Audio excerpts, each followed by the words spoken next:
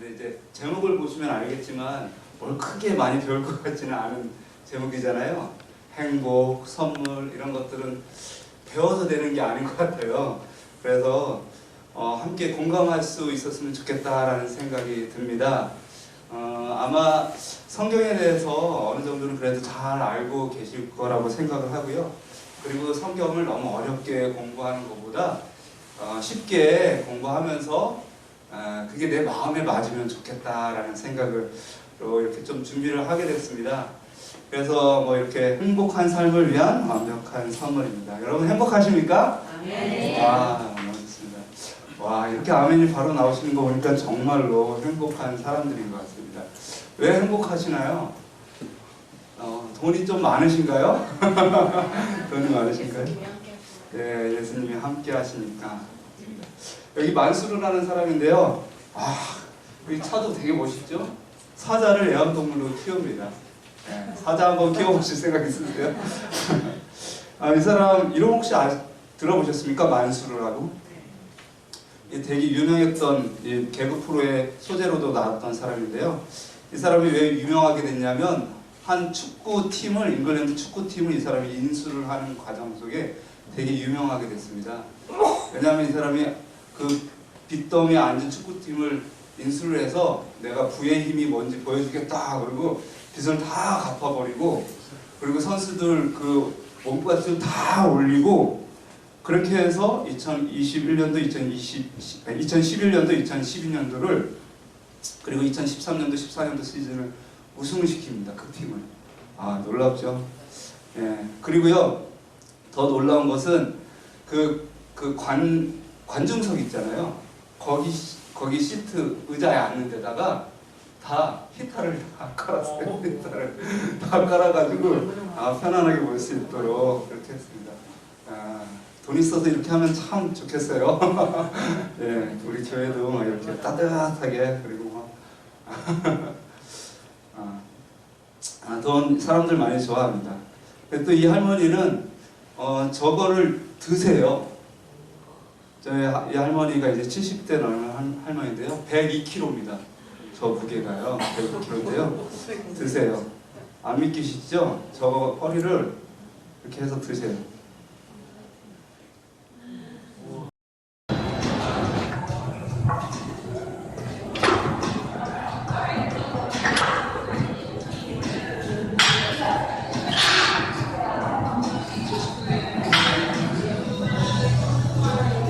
이 정도 건강하면 복인가요? 네. 복입니다. 복이에요. 우리 어르신들은 그냥 다 허리 아프고 다리 아프고 무릎 아프고 그래가지고 상상도 못하는 큰일 납니다. 저렇게 하다가는. 그렇죠? 또 일본의 105세 된 할아버지가 100m 42초에 뛰시고요. 예, 뭐 이렇게 마라톤도 하시고 워낙에 일본에서는 이런 마라톤이 좀 유명해요. 그래서 노인들까지 되게 많이 하십니다. 우리나라도 매년마다 이제 국내 마라톤을 하는데 예산에서도 이제 마라톤을 하는데 전국에서 예산 마라톤이 가장 그래도 뭐 이렇게 먹을 것도 많이 주고 그렇게 한다고 그러더라고요. 한번 마라톤 좋아하시면 오셔도 좋겠습니다. 이 정도로 건강하면 사람들은 복이 있다라고 이렇게 생각을 합니다. 또 여기는 뭐 하는 걸까요? 동전을 세워놓잖아요. 여기 경남인데요. 경남 산청 전통의학 엑스포 행사에서 여기에 왜 동전을 세워놓냐면 기바이라고 합니다. 기바이. 길을 얻어가려고 거기에다가 이제 동전을 세우는데요. 이 동전 다 어떻게 할까요? 한 2천여 개 이렇게 모았는데 다 불이웃 돕기 이렇게 기증할 예정입니다. 많은 사람들이 복을 받기를 원하고 복을 좋아하죠. 성경에 복이 처음 기록된 곳이 바로 이곳입니다. 같이 한번 읽어보겠습니다. 시작. 하나님이 첫째 날을 복주사 거룩하게 하셨으니 이는 하나님이 그 창조하시며 만드시던 모든 일을 마치시고 이 날에 안식하셨음이더라. 그래서 성경에 제일 처음 나온 복이 되게 희한한 복인데 날짜에다가 그 복을 이렇게 넣어주셨어요. 뭐 이렇게 돈도 아니고 건강도 아니고 날짜 갖고 무슨 복이 있나 뭐 이렇게 사람들이 생각을 할 거예요. 왜 하나님께서 근데 하필이면 안식일에 복을 넣어주셨을까요? 안식일에 시간에 왜 복을 넣어주셨을까요? 쉬니까. 쉬니까? 그 일요일 날도 쉬니까. 창조의 아 그래요? 그리고 시식은 창조하고 주인하는 지혜라는 시기 때문에. 예. 그거 말고 또 이제 또 이렇게 또 다른 표현들 있을까요? 없을까요? 네. 그래요. 하나님의 사랑과 안식일은 공통점이 있는데요. 뭘까요? 볼 수 없어도 경험하면 알 수 있는 것이 이제 이게 사람이 이 복이라는 게 뭐 이렇게 보이지 않아도 경험으로 알 수 있는 그런 복이 있는 것 같아요. 그렇죠? 예. 그래서 과일 같은 것도 먹어봐야 아는 그런 것들이 있잖아요. 두리안도 다 저희 시골에서 사시는 분들은 두리안도 모르시는 분들도 있으세요. 두리안 혹시 모르시는 분 안 계시죠?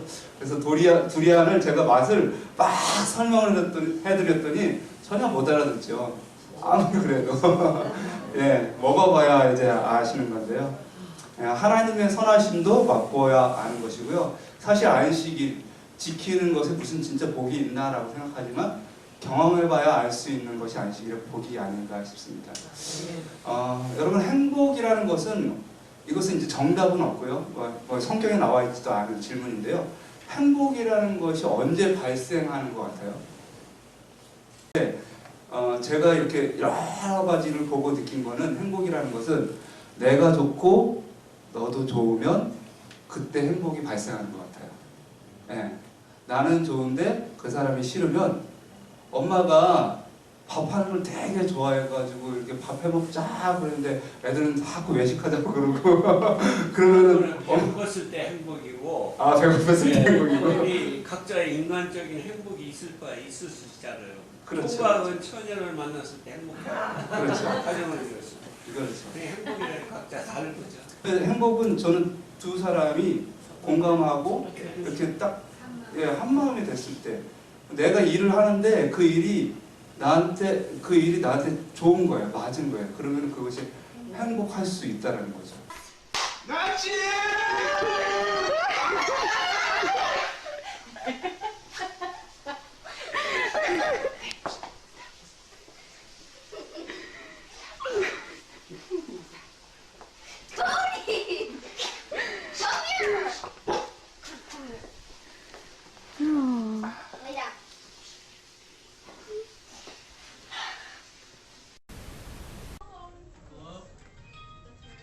Hi, Eden. Mom, get out of here. What are you doing? I wanted to make sure you didn't skip. It was raining, but I couldn't hear anything.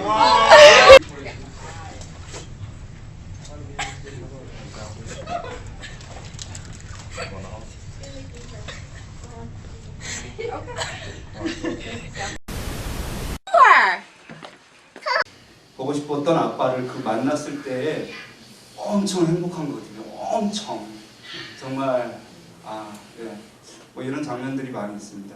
그래서요, 여러분 꽃을 보고 아름답다, 예쁘다 그러면 꽃이 기분이 좋나요? 아니면 내가 기분이 좋을까요? 내가 기분이 좋은 것 같더라고요. 그래서 자꾸 이제 눈이 오면은 뭐 이렇게 미끄러질까봐 걱정, 더우면 덥다고 걱정, 추우면 춥다고 걱정, 낙엽 떨어지면 낙엽 때문에 걱정, 이렇게 하는 것보다 모든 하나님께서 만드신 거에 대해서 감사하면서 반응하면 참 행복한 것 같더라고요. 그래서 사실 복은 누가 몇 천억을 갖다 줘도 거기에 반응할 수 없으면 절대 행복할 수 없더라고요. 보니까. 복은 마음에서 우러나오는 것 같아요. 예, 감사합니다. 예, 저도 그렇게 생각합니다. 예. 그래서요, 창조의 기념일에다가 안식일에다가 하나님께서 복을 넣어주신 것은 하나님께서 주신 복이 우리가 상상할 수 없을 만큼 어마어마하다고 생각합니다. 정말 저 우주와 그 다음에 이 지구의 창조의 모든 것들이 사실 우리에게 복인데요. 그것을 느낄 수 있는 유일한 통로가 안식일 겁니다. 네, 그렇죠? 네, 왜냐하면 이게 어디서부터 왔는지 우리는 아니까, 그걸 믿으니까, 그리고 하나님을 바라보니까 그 시각으로 천지를 바라보는 거예요. 산을 보고 별을 보는 거예요. 그러니까는 저 모든 것들이 나를 사랑한다라고 계속해서 얘기를 해주는 거예요. 지난 올해 시각에서는 결코 그렇지 않아요. 네, 진화론 시기에서. 그래서 진화론에서는 지금도 우주가 어떻게 하고 있다고 그래요? 예, 우주가 자꾸 팽창한다는 거예요. 한 점에서 시작해서 자꾸 팽창해서 수많은 별들이 있는데 우리는 그 별들 중에 하나고 그 별들에게서부터 태어났고 우리는 별들의 자녀예요. 그런 얘기를 하더라고요. 예. 근데 우리는 그런 존재가 아닙니다. 그런 존재가 아니라 하나님께서 사랑하시는 그 사랑을 받는 존재죠. 예. 그래서 근본을 알고 그 다음에 하나님의 사랑을 알고 그것에 반응할 수 있는 것은 참 행복입니다. 네이버에요. 안 물어보는 질문이 없습니다. 어떤 아이가 25살 때는 아닌데요. 친아버지, 친어머니를 찾겠다고 네이버에 올렸어요. 예. 이혼을 3살인가 4살 때 이혼을 했는데 초등학교 5학년 때 새엄마를 만나고 그 밑에서 자랐는데 20년 동안 궁금하지 않았던 그 엄마가 군대를 갔다 온 후에 궁금해지더라고요. 희한해요. 예. 그동안 궁금하지 않았는데 좀 철이 들고 뭔가 나의 존재에 대해서 어떻게 생각할 그때는 궁금해지더라고요. 그래서 그걸 좀 찾겠다고 이렇게 쓴 것입니다. 또 어떤 아이는 여기 혹시 보셨는지 모르겠습니다. 이게 새 아이인데요. 어머니가 이제 딴 데로 시집을 가시고 이혼해서 딴 데로 가시고 그리고 아버지가 간경화로 이제 죽게 되고 그 다음에 19살인 첫째가 두 아이를 이제 먹여 살리는데 얘가 이제 졸업하고 이제 군대를 가야 돼요. 근데 이제 아이들을 이제 먹여 살릴 수 없으니까 얘가 엄마를 수소문해서 찾아갑니다. 엄마가 너무너무 보고 싶은 거예요. 네. 그래가지고 찾아가서 이제 하는 얘기입니다. 이렇게 안 생겼는데? 맞아. 박공간이 동생 박진간 박시영. 나 맞아, 엄마. 여기 어떻게 왔어?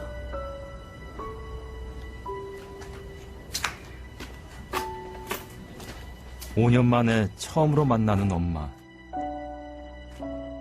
부둥켜 안으며 반겨주실 줄 알았는데 너무나 냉랭하기만 하다.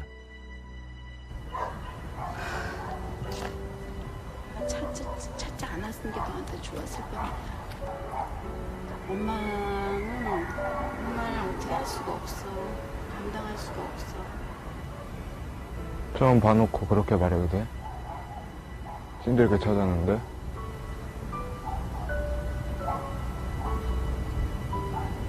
안 반가워? 아빠 돌아가신 건 알고 계세요? 몰랐지. 엄마가 한 말 때문에 눈물도 안 나온다. 그냥 갈 수도 없어. 이대로 그냥 갈 수도 없고. 그래도 반겨줄 줄. 아니, 그만큼 엄마는 힘들어. 내가 반겨주면 뭐해. 너희들 책임져 주지도 못할 거고. 알겠지?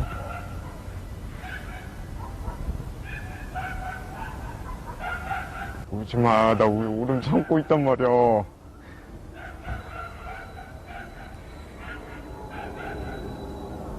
다시는 엄마한테 알았어. 찾아오지도 말고 생각하지도 마. 너가 오는 순간 엄마 또 죽어요. 알았어. 그냥 얼굴만 보러 왔어. 하지마. 왜 보려고 그랬어? 그래도 낳아주신 엄마잖아. 한 번은 봐야지. 하고 싶은 말 있어. 안아줘. 한 번만 안아줘. 그런 자격 없다. 엄마도 아니야. 안아줘. 마음 편하게 갈 수 있어? 엄마 있을 수 있어?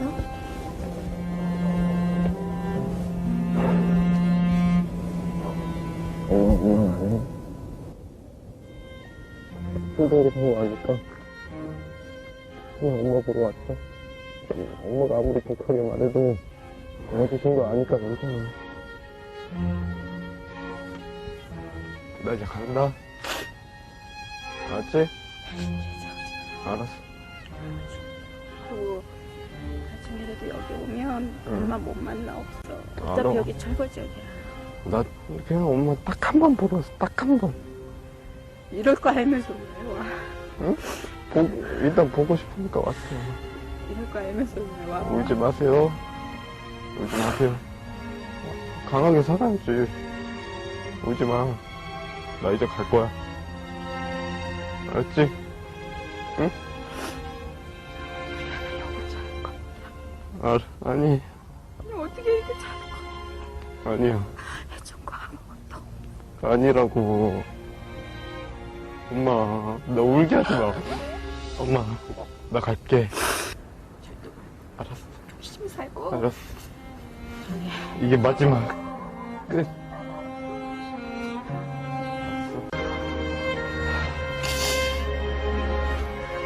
엄마, 고마워!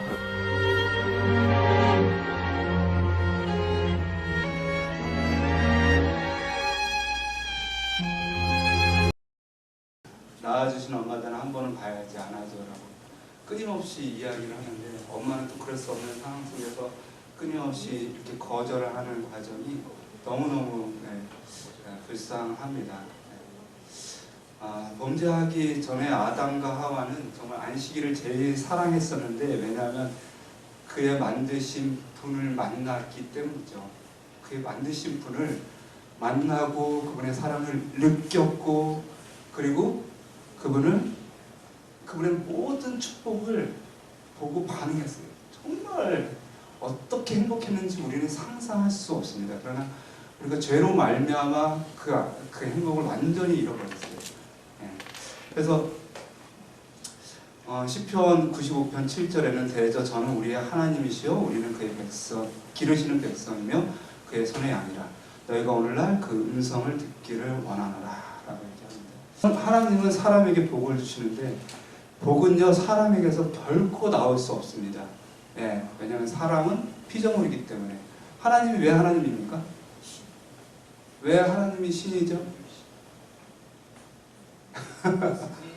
왜 신이죠? 왜냐하면 성경에는 스스로 있는 자라는 말이 있습니다. 왜냐하면 스스로 있는 자가 하나님일 수밖에 없는 거예요. 그것이 그분의 존재 의미이고 가치입니다. 그래서 이 세상 어떤 누구도 자기가 스스로 있는 자라고 한 분은 없어요. 전혀 없습니다. 진화론에서는 이제 에너지가 이 세상을 만들었다고 하는데 에너지는 혹시 만들 수 있어요. 왜냐하면 힘이 있기 때문에. 힘이 있는데 에너지가 있잖아요. 그러나 가치가 없어요. 의미가 없다는 거죠. 그래서 하나님께서 오직 하나님만 참 하나님이 되시고 그분이 이 사람에게 모든 행복을 다 주고요. 그가 모든 생명을 다 줍니다. 모든 사랑을 사람에게 주죠. 사람은 그것을 만들어낼 수 있다 없다? 없다라는 게 되게 중요합니다. 사람이 그걸 만들 수 없다는 화살표가 저렇게 갈 수가 없어요. 네, 우리는 그냥 반사체입니다. 하나님을 반영하는 것이죠. 근데 하나님께서 주시는 복이 뭐가 있냐면 하나님이 이 성경에서 이제 복이라고 얘기했을 때는 항상 뭘 얘기하냐면 영생을 얘기하는 건지 혹시 아십니까?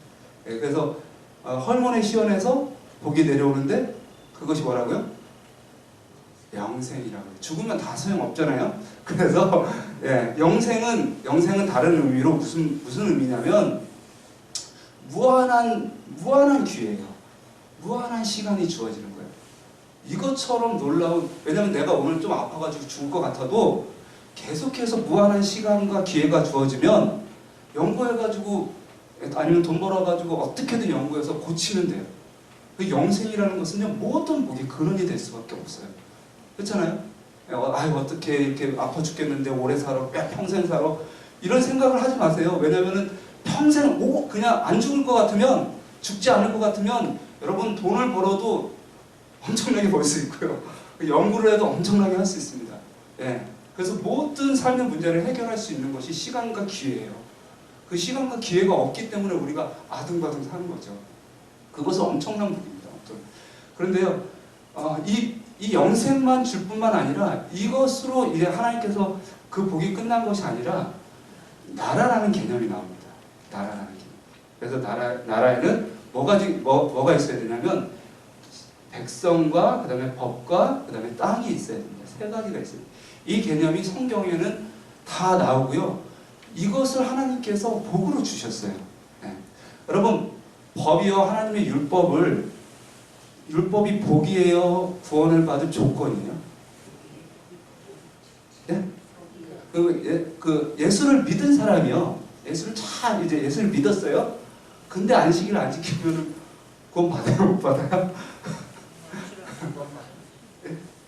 질문 자체가 잘못된 거잖아요. 그렇죠? 왜냐면 저 안에서는 복으로 다 누릴 수 있는 거거든요. 복으로 다 누릴 수 있는 건데 그런 모든 문제를 해결할 수 있는 그림이 저 그림입니다. 그래서 사실은 이 모든 복을요 뭘로 주셨냐면 언약으로 주셨어요. 언약.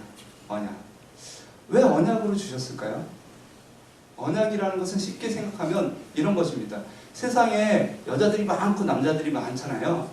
근데 만약에 저라면 그 여자들이 다 제 건가요? 그렇게 될 수 없죠. 그렇죠? 오직 누구만? 나랑 뭐한 사람만? 언약한 사람만 뭐가 있어요? 관계성이 있어요. 관계성이 있어요. 그래서 그에게 속해서 그의 모든 복을 다 받을 수 있는 거예요. 네, 이게 되게 중요한 개념입니다. 그래서 둘이 살아요. 이혼만 안 하면 어떻게 해요? 뜻이 안 맞아도 이 사람이랑 너무 안 맞아. 성격이 너무 안 맞아. 그래도 이혼만 안 하면 뭐예요? 부부예요. 부부. 우리 집사람이랑 저도 엄청 안 맞아요. 한 10년 동안은 싸운 것 같아요. 예, 어느 순간에는 또 포기가 이제 되긴 되는데 그래도 저는 뭐가 있었냐면 절대 이혼을 하지 않는다라는 그런 것이 있었습니다. 왜냐하면 하나님께서 짝지어주신 것이기 때문에. 그래서 이 언약이라는 것은 되게 중요합니다. 언약만 깨지 않으면 하나님의 모든 복이 우리의 것이 이제 될 수 있다라는 그런 개념입니다. 그래서 예수님께서 이제 제자들에게 언약을 해주셨어요. 복을 주시기 위해서, 영생뿐만 아니라 복을 주시기 위해서 언약을 해주셨는데 그 복이 바로 뭐냐면 하나님의 나라입니다. 한번 같이 읽어보시겠습니다. 시작.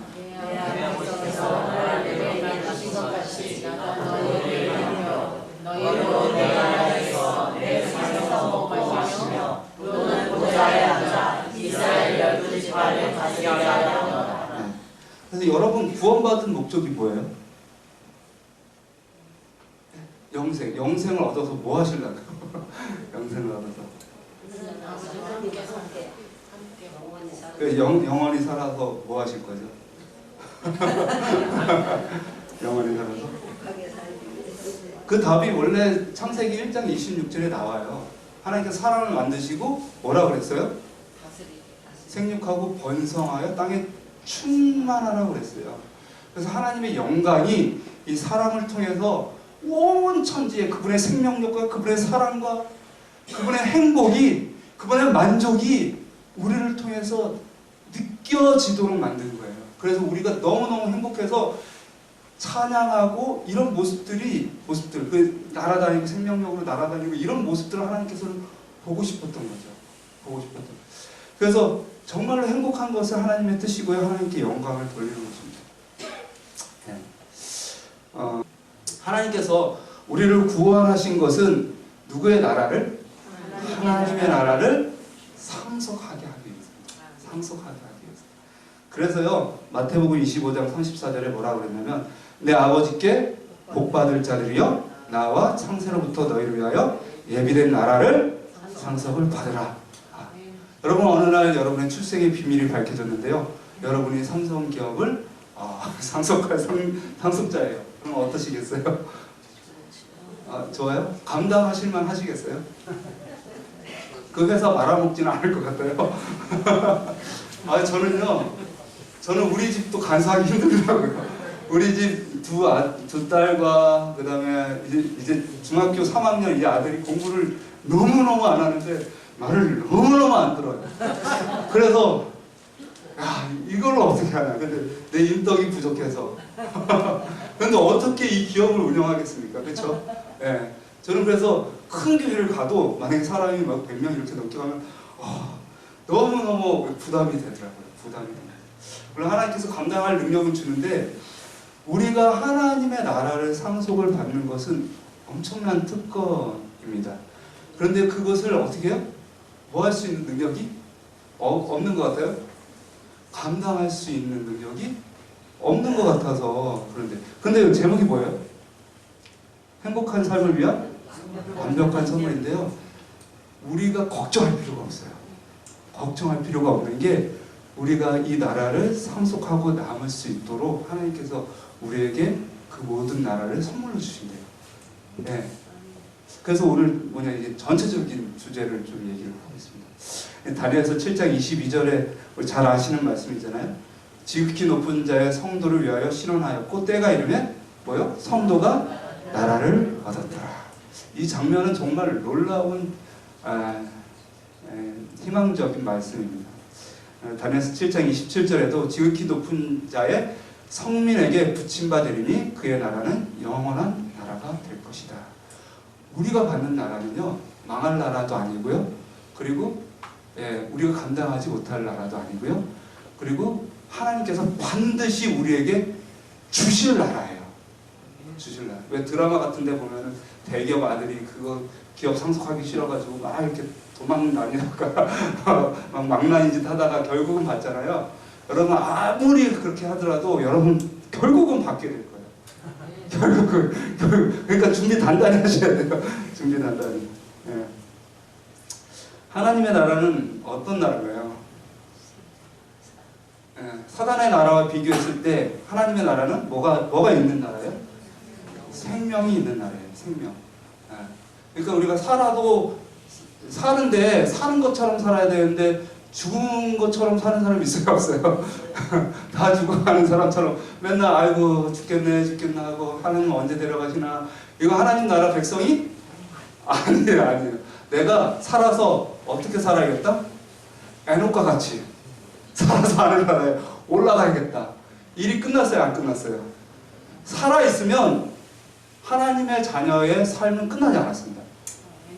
끝나지 않았어요. 그래서요, 살아있는 사람은, 하나님의 사람은 생명이 있고요. 그 생명이 있는 사람은 반드시 움직이게 돼 있고 생명을 소중하게 생각하게 돼 있어요. 살아나면서 살게 돼 있죠. 여기 보니까는 이것도 좀 넘어가고요. 여기 사람을 살리는 장면들 많이 이제 보시잖아요. 소방관들이. 근데 이번에는 캘리포니아에서 불이 났는데 한 가정집에서 불이 나가지고 화재 때문에 이제 막 불을 다 껐는데 끄려고 하는 상태에서 이 소방관이 막 들어갔어요. 그러더니 개 한 마리를 데리고 나온 거예요. 개 한 마리를. 그걸 개 한 마리를 데리고 나왔는데 얘가 이제 다 죽어가니까 뭐 하고 있어요? 심폐소생술 하고 있어요. 심폐소생술. 야, 생명의 소중함을 우리는 갖고 있어야 돼요. 누구라면?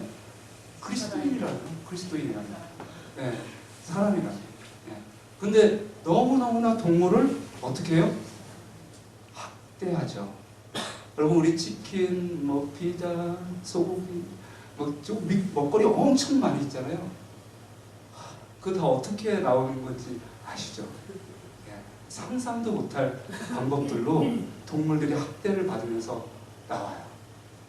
우리는요, 가끔씩은 그래도 1년에 한 번씩은 그들을 위해서 진짜 추모 예배라도 드려야 돼요. 우리가 인간이라 어쩔 수 없이 맛있게 먹고 행복하게 먹지만 그럼에도 불구하고 우리는 그들을 향해서 어떤 마음을 가져야 될지 다시 한번 생각은 해야 된다는 거죠. 여러분 심지어 개 한 마리가 여기 누굴 물고 가요? 애기를 물고 가요. 먹으려고 그럴까요? 쓰레기통에서요, 애기가 버려져 있는 것을, 울고 있는 것을 발견했는데 걔가 이 아이를 물고요, 어디를 갔냐면 병원으로 갔어요. 그리고 병원에서 이 아이를 살렸어요. 살렸습니다. 온 세상에 하나님께서 만드신 피조물은요, 뭐 하냐면 생명을 존중합니다. 생명을 사랑해요. 살리려고 하죠. 살리려고. 이렇게 살았으면 좋겠습니다. 우리는 너무 사망에, 그리고 죽음에, 그리고 쾌락에 너무 잘 반응해요. 누가 어떻게 하면 잘 웃어요? 누가 넘어지면 웃어요. 누가 바보 같은 거 웃고요. 누구를 놀리면 웃고요. 그래서 세상에서 제일 재밌는 구경이 무슨 구경이냐? 싸움 구경이라? 불구경이라? 우리 엄마는 맨날 9시 뉴스를 보시는데 왜 보시는지 알아요? 어디서 누구 몇 명 죽었는지. 물론 좋아서 보시는 건 아니고요. 안타까워서 이제 보는데 그런 것들에 대해서는 너무너무 쉽게 반응을 하죠. 그 싸움 구경이 너무 좋아서 어떻게 해요? 경기까지 만들어서 돈 내고 보죠. 네, 돈 내고 봅니다. 물론 그들은 뭐 돈을 버니까 그것을 이제 행복하다라고 하는데 사실 그런 것들이 참 행복일까라는 그런 생각이 듭니다. 얼마나 많은 것들이 하나님께서 주신 아름다운 것들을 잃어버리게 하는지를 모르겠어요. 또한 사랑이 있어야 됩니다. 우리가 이타적인 사랑이 있어야 되는데 미국의 경영대학원 와트스쿨에서 이 애덤 그랜트 교수, 잘 모르지만 이 사람이 사람은 세 가지로 구분을 했대요. 별 연구를 다 하죠. 그래서 남에게 주려는 이타적인 사람이 있고, 남에게 받으려는 이기적인 사람이 있고, 그 다음에 남이 뭔가를 해줄 때만 보답하는 사람이 있다. 정말 이렇게 있다는 건 아니에요. 성경적인 얘기가 아닙니다. 왜냐하면요, 아무리 선한 사람도요, 결국은 굶어 죽고 막 이렇게 자기가 어려울 때 되면은 결국은 이기적인 선택들을 하거든요. 근데 이제 일반적인 사회에서 이렇게 선택하는 세 가지 분류에 있는 사람이 있는데, 연구를 했는데 이 세 사람 중에 누가 가장 성공할 수 있는가를 연구했어요. 예. 누가 가장 성공할 수 있을까요? 기버일까요? 메이커일까요? 매처일까요? 매처는 그냥 이렇게 딱 자기 할 일 하고 그 다음에 남이 딱 그렇게 할 일 하죠. 근데 주는 사람은 누가 와가지고 뭐 도와달라고 그러면 자기 일도 못하고 계속 도와주는 거예요. 이런 사람이 이 세상에서 성공할 수 있을까요? 이 세상 원리로 안 될 것 같잖아요. 그래서 이런 연구를 하는 거예요, 사람들이. 그래서 이런 연구를 하는데 160명을 대상으로 캘리포니아주에서 연구를 했는데, 기버브리의 사람들은 정말로 이제 왜 도와주는지는 모르겠지만 항상 남의 일을 도와줘요. 그래서 생산성이 떨어진다, 경쟁력이 떨어진다 라고 이게 초반에는 그렇게 나왔습니다. 근데 시간이 갈수록 상황이 달라지는 것을 이제 보게 됐는데, 어떻게 달라졌냐면, 시간이 갈수록 그 사람들에게는 뭐가 쌓이냐면 사회적 인정이 쌓이고요, 신뢰가 쌓인다는 거예요. 예. 그래서 그 믿음과 지지로 말미암아 그 사람이 나중에 경쟁력이 훨씬 더 높아진다는 것을 그냥 기독교인이 아닌, 하나님의 가치관이 아닌 세상 사람들의 가치관으로 이렇게 연구를 해낸 것입니다. 예. 그렇다면 하나님께서 우리에게 보여주신 가치관은 정말 진리가 아닌가 싶은 생각이 드는 것이죠. 예. 또 하나도 얘기를 드리면, 배정철 씨라고 있습니다. 이 사람이 가난한 중에 이제 어렸을 때 소장농으로 태어나서 가난한 삶을 살았는데, 중학교 진학도 포기를 해가지고 어려운 환경에서 식당에서 일하다가 결국은 죽고 싶다는 생각을 많이 했지만 부지런히 일하고 이제 일식집을 이제 나중에 자기가 차리게 되는데요. 이제 일식집을 딱 차린 다음에 이제 내 목표가 끝났다라고 생각하지 않고 그때 어려웠던 나를 돌아보면서 기부를 하기 시작한 거예요. 기부를. 그래서 형편이 어려운 사람들에게 1년에 1억 원씩, 학생들에게, 와, 1년에 1억 원씩 하기 쉽나요?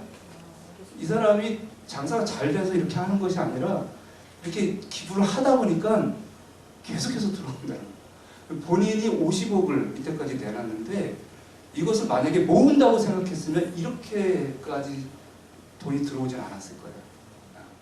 저희 교회도 되게 희한한 게, 전도회를 하고 봉사활동을 하고 선교를 하면 할수록 교회에 이제 감사원금과 월정원금이 거기에서 거긴데, 감사원금이 확 뛰면서 교회 재정이 우리가 계산하는 것보다 훨씬 더 많이 사용하게 되는 것들을 이제 발견하게 됩니다.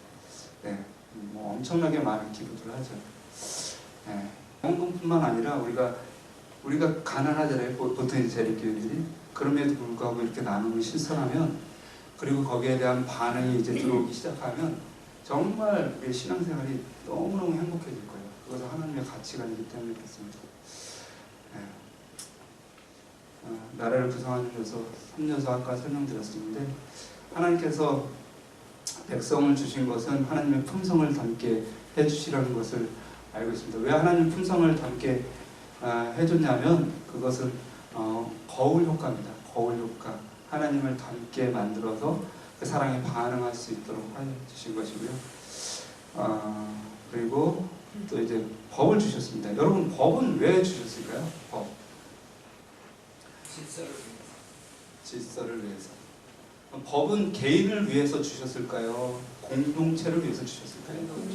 예, 이게 되게 중요합니다.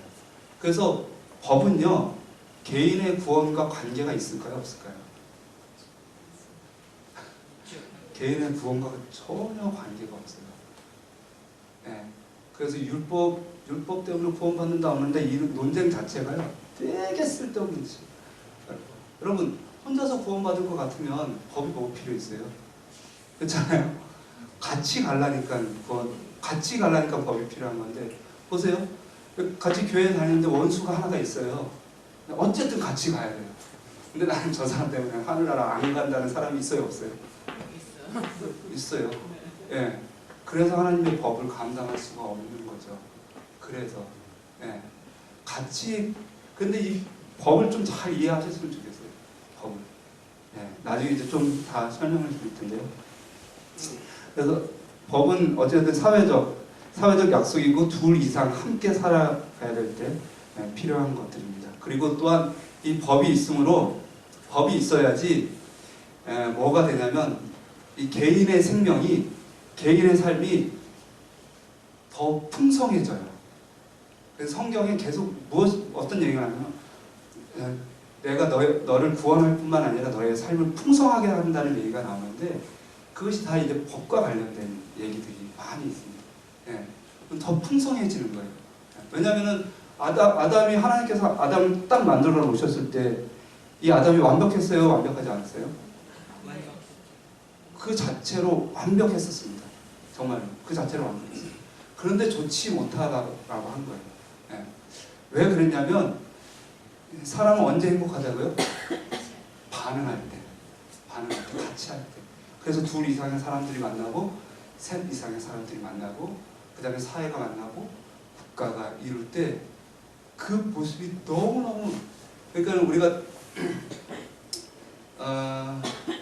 그냥 우리 동네 작은 동산 올라가서 우리 마을 보는 거랑 백두산 천지 올라가서 저 온 세상을 내려보는 거랑 완전히 다르잖아요. 그런 것처럼 모든 공동체가 다 모두 다 똑같은 행복을 얻게 하기 위해서 만든 것이죠. 그래서 하나님께서 하나님을 사랑하는 법과 이웃을 사랑하는 법을 가르쳐 주셨습니다. 그 다음에 영토도 주셨어요. 영토는 왜 주셨을까요? 영은 뭐예요? 영은 선한 것이고 육은 악한 것인가요? 절대 그렇지 않습니다. 여러분. 너무너무 잘못 생각하는 것들이 많이 있었어요. 저도 그랬습니다. 저도 좀 그런 얘기지만, 그 신혼 때 이제 부부 생활을 하고 나서 되게 죄책감 많이 느꼈어요. 되게 그냥 하여간 뭐 먹는 것도 그렇고요, 뭐 이렇게 옷을 입고 사는 것도 그렇고요. 그래서 그 당시에는 막 옷도 검은 것만 입고 다니고 절대 그렇게 해야 된다고 생각을 했어요. 그리고 부부관계도 많이 하면 안 된다고 막 생각을 하고, 그러니까 죄라고 생각하고 막 그런 생각들을 되게 많이 하고요. 돈도 막 갖고 있으면 안 된다고 생각하고 그렇게 생각을 했었습니다. 근데 이제 스님들이 그렇게 하시잖아요. 그렇게 하시는데 절대 진짜 종교가 아니에요. 진짜 하나님께서 우리에게 복을 주셨는데 땅을 주신 이유는, 왜냐하면 우리가 어디서부터 왔냐면 흙에서부터 왔어요. 그래서 우리는 반드시 땅에 있는 모든 것들로 함께 살아갈 수가 있어요. 여러분, 의식주가 다 어디서 나와요? 다 땅에서 나오도록 만들었어요. 그래서 그것을 누리도록 하는 것이, 그래서 하나님은 영이시고요, 천사들도 영이에요. 육체가 없어요. 그들이 뭘 어떻게 느끼는지는 모르겠어요. 그런데 우리는 오감을 통해서 느껴요. 오감을 통해서 먹고 만지고 보고 함으로 그 하나님께서 주시는 행복을 우리가 실제적으로 느낄 수 있도록 하나님께서 우리를 인간으로 창조해 주셨어요. 와, 이건 정말 대단한 하나님의 복이라고 생각합니다. 네. 근데 이게 되게 중요한 게 개념이 있는데 또 이 땅과 씨와 이 법이요 다 연관성이 있다라는 거예요. 이 성경에 보면 표현을 보면 이런 표현들이 나와요. 너희가 하나님의 계명을 지키면 뭐 한다고요? 지키면 뭐의 복을 받는다고요? 땅의 복을 받는다. 이런 얘기들이 나와요. 왜 그런 얘기 나와요? 그것은 조건을 의미하는 것이 아니라 이 관계성을 계속해서 설명하고 있어요. 관계성을. 예. 우리가 착각을 하는 것들이 많아요. 이것을 지켜야지 하나님의 복을 받는구나. 이것을 지켜야지 구원을 받는구나. 이런 착각들을 하는데요. 관계를 설명하는 거예요. 하나님의 품성이 망가지면 아무리 법이 좋아도 뜻이 망가지고요. 그 다음에 품성과 뜻이 망가지면 땅을 아무리 좋은 걸 갖고 있어도 그게 다 금방 망쳐져 버려요. 그게 바로 노아홍수 사건이에요. 금방 이게 천년 동안 사람을 계속 살면서 경작을 하다 보니까 땅이 금방 망쳐져 버렸어요. 그래가지고 심판하신 거거든요. 근데 사람을 심판하신 것이 아니라 땅을 심판하신 거예요. 이제 내일 또 이제 잠깐 보여드릴 건데요. 땅을 심판하신 거예요. 그래야지 사람이 새롭게 살 수 있거든요. 이 세 가지 하나라도 없으면 사람은 온전한 행복을 누릴 수가 없습니다. 예. 그런 것들을 조금 하나씩 이제 보여드릴 겁니다. 그리고 언약을 반드시 주셨는데 언약은 왜 하나님께서 언약을 주시고 선악과를 주셨냐면 자유의지 때문에 그렇습니다. 자유의지.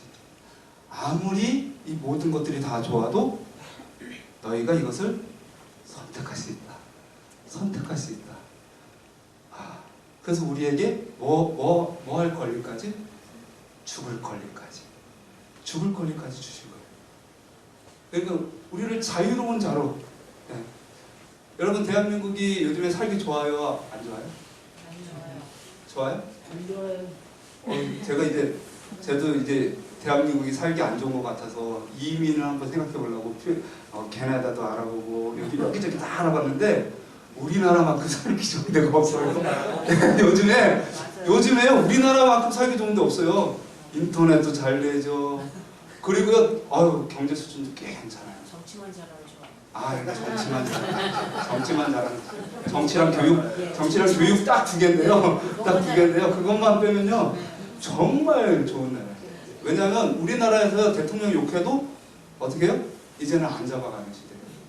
그게 뭐예요?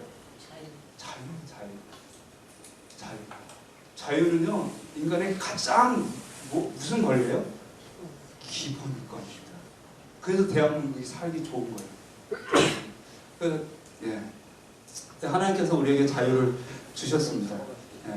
그래서 반드시 이 언약을 통해서만 주셨고요. 우리가 자유로 하나님께 반응하고 관계를 맺을 때 하나님께서 복을 주십니다. 마지막으로 예화 하나 좀 보여드릴게요. 이 사모님이 이제 목사님이랑 사모님 가족인데요. 누굴까요? 우리 다 자녀들입니다. 11명인데요. 사모님이 첫 번째 아이를 가졌는데 이 아이가 유산이 됐어요. 너무너무 아이가 뱃속에서 죽었다고 그 아이가 그 엄마의 아들이 아닐까요? 자녀가 아닐까요? 자녀잖아요. 똑같이 사랑하다가 죽어서 너무너무 슬펐어요. 그래서 정말 극적으로 또 아이를 또 얻었어요. 근데 또 유산이 됐습니다. 너무너무 슬펐어요. 근데 또 아이를 또 얻었어요. 근데 또 유산이 됐어요. 근데 또 아이를 얻었어요. 또 유산이 됐습니다. 제가 장난하는 게 아니라요. 4번이나 그렇게 됐습니다. 너무너무 가슴이 아팠어요. 너무. 그래서 그 멍든 가슴으로 하나님께 기도를 합니다. 하나님, 왜 저에게 이런 시련을 주십니까? 그랬더니 이게 아프냐? 정말 아프냐? 그 아픈 가슴으로 아이들을 입양해라. 배로 입양하지 말고 가슴으로 아이들을 낳아라. 근데 이 사모님이 아이를 입양하는데 갓난아기만 입양하는 것이 아니라 중학생, 초등학생 이렇게 큰 애들을 입양해요. 근데 큰 애들을 입양하는 경우는 되게 너무 힘듭니다. 뭐가 힘들까요? 왜냐면 내가 사랑을 주는데 그 사람이 반응을 안 해요. 아이가. 특별히 이 아이가 그랬거든요. 이 아이가 요한인데 엄마가 베트남 사람이고 이주노동자였는데 아이를 낳고 도망가고 있고요. 버렸죠. 그리고 4살 때 입양을 한번 갔어요. 근데 한 달 만에 그 집에서 또 버림당했어요. 또 버림당했어요. 그래서 퇴행설 발달 장애를 얻습니다. IQ가 이제 평균 미달로 이렇게 나오게 됐어요. 근데 엄마가 이제 키우게 되었습니다.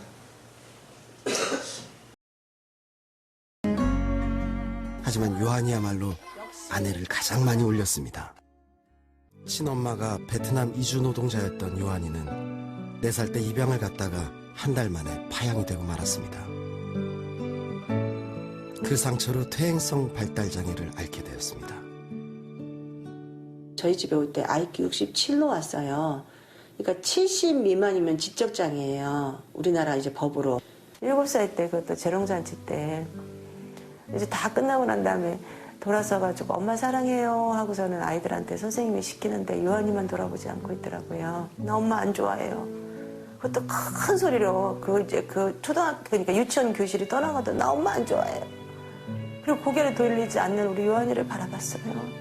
내가 너한테 어떻게 했는데 저놈의 새끼가 나한테 이럴 수 있나? 저 많은 사람들 앞에서 막 이제 그런 생각이 저 스스로가 절망에 젖은 아내에게 제가 한마디 전했습니다. 그렇게 말하는 요한이 마음은 또 오죽했겠어. 요한이를 끌어안고 많이 울었어요. 요한아 엄마가 미안해. 더 살아가지 못하고 배려하지 못하고 엄마가 미안해.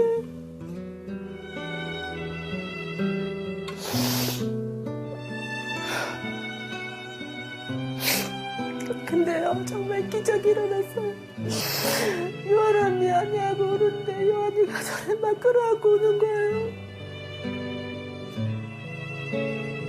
진심이 통하는 순간이었습니다. 그리고 우리 요한이 처음에 그 지적장애의 모습으로 우리 집에 왔다가 지금은 IQ 130에 천재가 된 세상에 너무나도 기가 막힌 우리 요한이 전교 1등입니다. 대단하죠. 사랑에 반응하니까 완전히 달라졌죠. 하나님께서 정말 우리를 끊임없이 정말 발달 장애와 같은 그리고 반응하지 못하는 사람들과 같은 우리에게 끊임없이 이야기하셔요. 내가 너를 사랑하고 내가 너에게 반드시 복을 주겠다. 복을 주겠다. 여기 보면은 이르시되 내가 뭐로?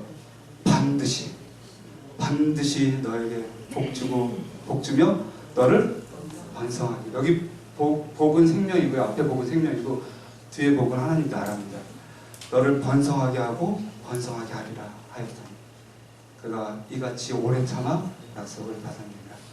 주님께서 그 어머니처럼 우리에게 끊임없이 이야기하십니다. 너희가 복받기를 내가 원한다. 이 복에 너희가 반응했으면 좋겠다. 그런 얘기를 하고 계십니다.